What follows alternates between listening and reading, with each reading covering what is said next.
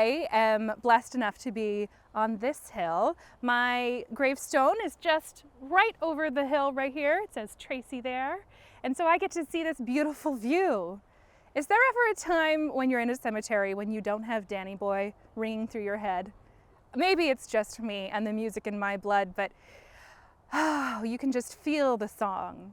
Oh, Danny boy, the pipes are calling from glen to glen and down the mountainside. Music is in my blood, though. My mama, Georgia, she was an opera singer, and she sang like a nightingale. She would travel around the country playing music and do concerts, and she would take me with her. As I got older, I was able to perform with her as well. They're some of the most treasured memories I have of my mother. I was born in Placerville. Was anyone else born in Placerville? Born in Placerville? I was born in 1876, so maybe a little bit before your time, just a little. 1876, and I grew up on Cedar Ravine. Has anyone driven down that road before? Absolutely.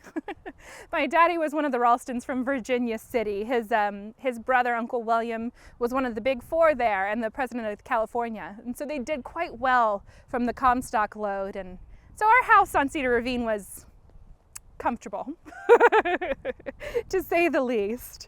I went to the Placerville Conklin Academy, which was in the Ivy House. I think now it's the Ivy parking lot. It's unfortunate. It was a beautiful building, but I've seen so many things happen in Placerville. I was here when the first train came to Placerville.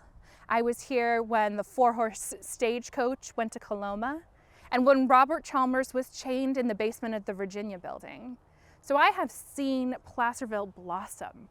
If you can imagine in your mind's eye what 1876 may have looked like, what 1910 may have looked like, what 1950 may have looked like, so much different from each other, so much change in such a small amount of time, and I got to be part of it. After I went to the Conklin Academy, I went to the San Jose State Normal School, which is now the San Jose State University, and I got my teaching degree. I chose to come back to Placerville to teach because I wanted to be a part of the growth of our community. I loved it here. And my friends and family were here as well. Has anyone seen Lulu yet? She's just over the hill, absolutely. If you haven't seen her yet, go and tell her I said hello. We were a pair of bohemian artists in our day. We had so much fun. Lulu never stopped. I got married, however, and I had to stop teaching. Because women back then, we weren't allowed to teach and be married at the same time. And not just not allowed, it was illegal for women to teach and be married. It was illegal for women to teach and be married until 1964, just before my death. Can you imagine? That's preposterous. But I did marry a very fine man, Perry Tracy. He ran a shoe repair shop with his brother. Has anyone been to the Tracy building on Main Street? You might know it as the Heyday Cafe. So he ran his shoe repair shop here, and we owned several rental properties. And children weren't written into the script of our lives. So we had to keep busy. And we did. Perry was elected to the Placerville City Council at one point and was integral in getting private holders to help start the public water system that we have today.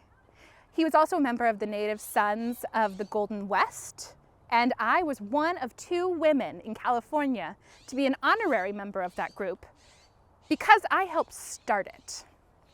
I was also a member of the Native Daughters of the Golden West and was in the Mason Sisters Society of the Fallen Leaf chapter. I was a charter member of the Shakespeare Club. Has anyone been to the Shakespeare Club before? Oh, beautiful building. I believe they had to move it in pieces when the highway came through in the 50s to get it to where it was today. Did you know that we may or may not have started the Shakespeare Club so that we could tell our fathers and our husbands and families that we were gathering with other women to read Shakespeare? We did read Shakespeare, but really we got together so that we could pursue our own interests. There was a group that did gardening and a group that played cards. There were different literary groups. There was even a group that started Placerville's first public waste collection. And they started the first kindergarten for kids through the Placerville Shakespeare Club. I was delighted today to talk to 3 women who are members today of the same club, and they told me that it is still going strong and having all of those groups underneath it, which is wonderful. One of the organizations I was a part of, which I love, was the Placerville Arts Council. I helped form that, and I supported my friend Lulu, who was also an artist, and I bought pieces of her work that she came out with every single year to help support her. I had the money and she had the talent. Why wouldn't I? I also supported the El Dorado Historical Society. Has anyone been to their museums? There's 2 of them.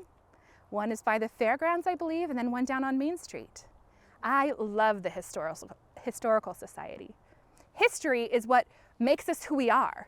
We can't be who we are without our past. And if we don't learn from the past, how on earth are we supposed to grow and move forward?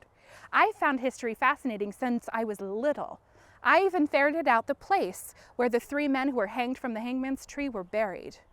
Can you imagine my shock when I realized that we were still reeling from this event today? How is it that we are not learning from our past and moving forward to not make the same mistakes? So the El Dorado Historical Society was important to me. I lived with Perry on Union Street until he died in 1948 and the highway came through. Now what happens when highways come through and there's houses there? The houses get demolished. Or, like a miracle, they pick up the house and they move it to another place. So our house was demolished on Union Street, and I bought a little house just over the hill here on Coloma Street, and it's still there today. When I died in 1968, I bequeathed the house to the El Dorado Historical Society. And they took the sale of the house, those funds, to help create those museums. And in those museums today in both of them, are displays of my possessions that I gave them. All of them. Well, not all of them. I had quite a few things. And so they rotate through those displays. And I had beautiful pieces, if I do say so myself. Some of my pieces were even coming around the Horn and brought in from ships to my house here in Placerville. So those are being displayed, and the title that they're being displayed under is Influential Women of El Dorado County. Can you imagine? All my things. I am blessed enough that my great niece is here today. And she's just back here, Heather, and she helps with the museum and watches over all of my possessions. If you get a chance, I would absolutely recommend talking with her. She is a far better storyteller than I am. I have loved being here, and just like I loved history, I loved our youth. So I made sure to set up a scholarship for youth here, the Stella Tracy Scholarship. And I have talked to many people just today who received that scholarship still. I hope in some small way that what me and Perry have done for Placerville has helped us grow into the artistic, rich, beautiful mountain town that we are today. And I hope that you all continue to move forward and carry on that legacy.